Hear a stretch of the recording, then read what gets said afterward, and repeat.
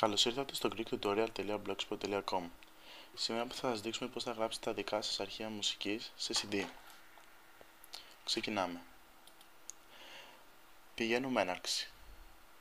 Προγράμματα. Windows Media Player. Επιλέγουμε γραφή.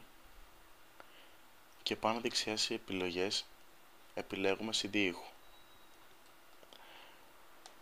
Βρίσκουμε και επιλέγουμε όλα τα αρχεία μουσικής που θέλουμε να γράψουμε, φυσικά λιγότερα από 80 λεπτά για να χωρίσει το CD, και τα σέρνουμε στην λίστα εγγραφής. Πατάμε έναρξη εγγραφής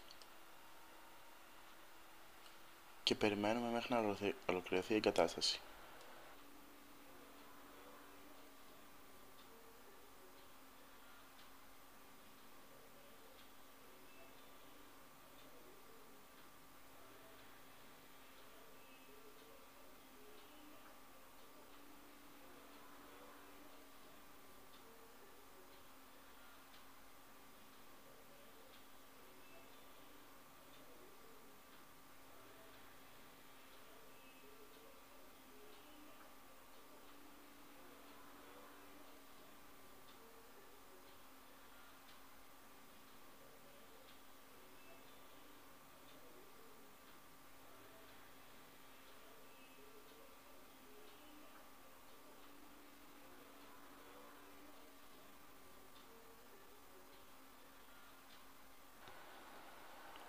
Η εγκατάσταση, όπως βλέπετε, έχει ολοκληρωθεί. Το CD είναι έτοιμο.